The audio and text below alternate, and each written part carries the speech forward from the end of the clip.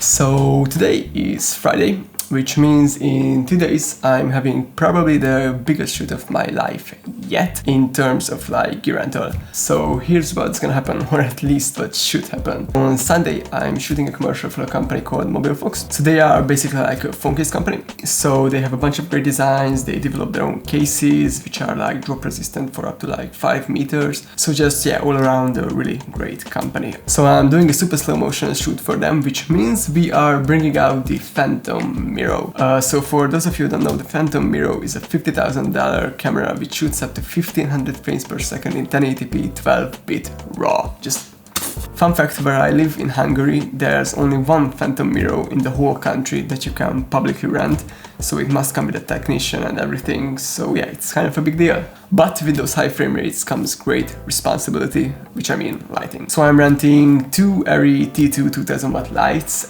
which I'm just gonna shoot through some diffusion. I finally settled on using some Sigma Cine Primes for this shoot, which obviously means the 18-35 and the 50-100. I'm also renting a Canon 100mm macro for those sweet macro shots. Right now it's 4:40 in the PM on Friday. I still have some pre-production stuff to do, finalizing things, finalizing scripts, and just making sure that everything is running smoothly and will run smoothly, because we planned a lot of stuff. It's going to be roughly about a 20 to 22 hour shoot. We have a lot of shots planned, we have a lot of exterior shots, like drop tests, beauty shots, we have a lot of interior shots, we're gonna break a lot of stuff, plates, glass, tiles, and we're gonna throw some cakes. Last week I bought about 6 kilograms of paint powder, which is gonna look really slick in those high frame rates. So yeah, tomorrow is gear pickup day and location scouting. I'm actually picking up just half of the gear and some of the lenses and lighting, because the camera technician will bring the Phantom Miro and all the ARRI T2s. And I'm also gonna be doing some location scouting. Now, I've already been there once, but I just want to make sure that everything is right. I remember things correctly, and we can actually start filming in there on Sunday. So yeah, I guess I see you guys on Sunday.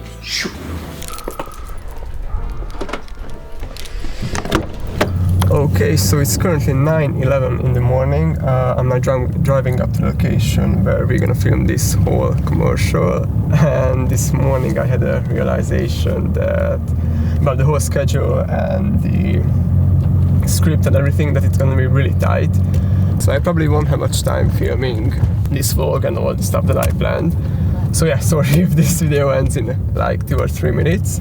And also a funny thing happened last night. I got a call from the rental house saying that the Phantom Miro that we rented is a PL mount one. And I rented all Canon mount lenses, so that was a big fuck up. But they were amazing enough to let us use their Zeiss CP3 lens lineup for 3 of charge the whole day. So that's amazing. We're gonna shoot the whole thing on Zeiss CP Cine Primes. So yeah, that clip that you just saw in the car was exactly 1 month and 24 days ago, and a lot has happened since then, so hear me out, it's a great story. So when I got out of the car, I started packing, building out the camera, and just going through the schedule, and I immediately realized that there's no way I'm gonna be able to vlog that day, and I wasn't even sure if it's possible to finish the whole shot list we've planned. So I just gave my camera to the BTS guy, and we immediately started setting up the first exterior shots of the day. And as always, things have to go wrong, and this shoot was no exception. First, we realized that the sun was already too harsh, so we just have to set up some kind of diffusion. Unfortunately, that day we only had these huge big 8x8 frames with us, and I totally did not count with simple things as like nature or wind, and we did not bring enough sandbags. Long story short, we could not set up the 8x8s because the wind was just too strong. But fortunately we found some smaller like 3x3 diffusers and some flags in the car, so we ended up using those and they ended up working just fine.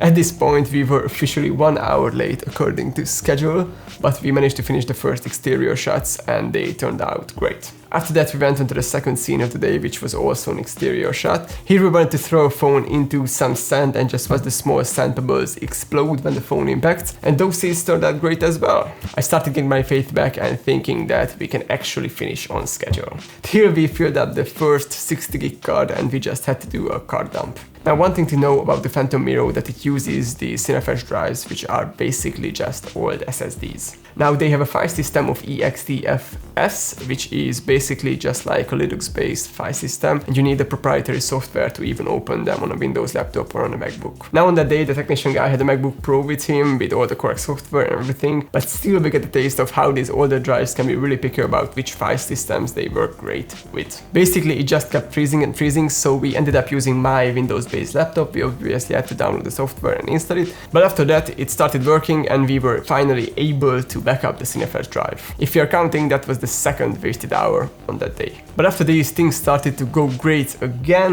We finished a bunch of exterior shots and I started to get my hope back. Until it was lunchtime and we had to back up the 240 gig CineFlash drive. I don't know exactly what happened, but the drive just failed and for a moment it looked like we lost all of our files. Then we realized that it just created a subfolder called the Lost and Found, and all of our files were in it, but we could not open them and it looked like all of them were broken. After this, we really did not want to touch that drive, so we ended up using that 160 gig drive for the whole day. Now this significantly raised my stress levels, but things just started to go well again. We did a lot of drop tests, starting from ground level, then we moved on to like top of the van, then out of the window, and we even threw the phone off from like a 15-meter rooftop, and it survived it. This is kind of the main feature of this case, besides the cool designs, that it's drop resistant up to 5 meters. And we basically had to communicate this through all these creative shots we did the whole day. When we got finished with the drop test, it was already getting dark, but we still managed to stuff some more exterior shots in till it got pitch black.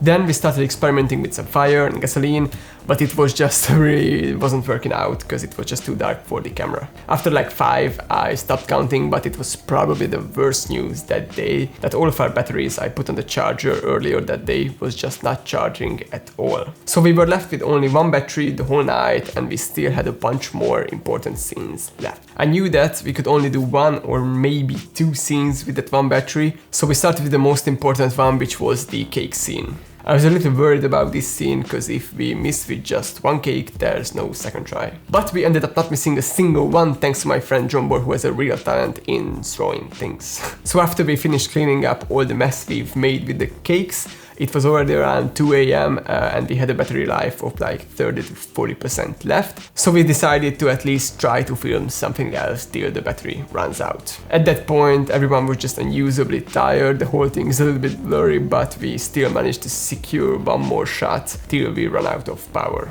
So we wrapped up the shoot and I was really disappointed and stressed because we had a bunch more scenes planned and we just couldn't do anything about it. There was no possible way of filming them. But a couple of days later, I managed to make a deal with the rental house that we can rent out all the gear for 1 more day free of charge because of all the technical difficulties. So we immediately scheduled a reshoot, and that's the main reason I'm doing this video right now. At this shoot we had some technical difficulties, but they were just a lot smaller than the previous one, so I don't want to talk about them.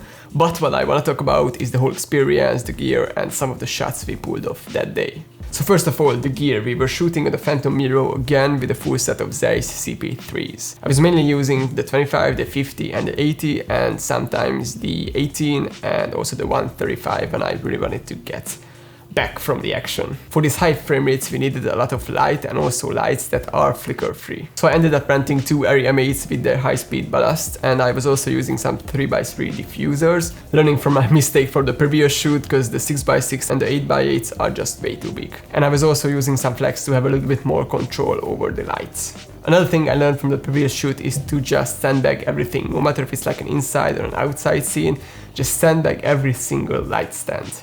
After the shoot I immediately ordered some sandbags from Amazon. I think they were like 20 bucks for a pack of 6. So yeah, they are really inexpensive and they can literally save lives. I put a link in the description where you can order some. They are really inexpensive and they can literally save lives, so really order some if you don't have them already. But getting back to the video, there were a couple of interesting shots we did that day, so let me break down those for you. So first let's talk about the shot where we did like this paint powder explosion behind the phone, which is by the way on the screen and was on the screen the whole video. So yeah, let's talk about that. For all the shots we were shooting in 1512 frames per second, and the reason behind that is we can slow that footage down to a 24 FPS timeline perfectly, because it's exactly 63 times slower than real life. For the other settings we were using a 180-degree shutter the whole day, but the fun fact is when you're shooting in these really high frame rates, you can bump up your shutter quite a bit to like 250 or 300 and not get any more motion blur. So for these paint powder shots I was using the 80mm Zeiss CP3 so I can get back to a safe distance and not risk the camera. camera.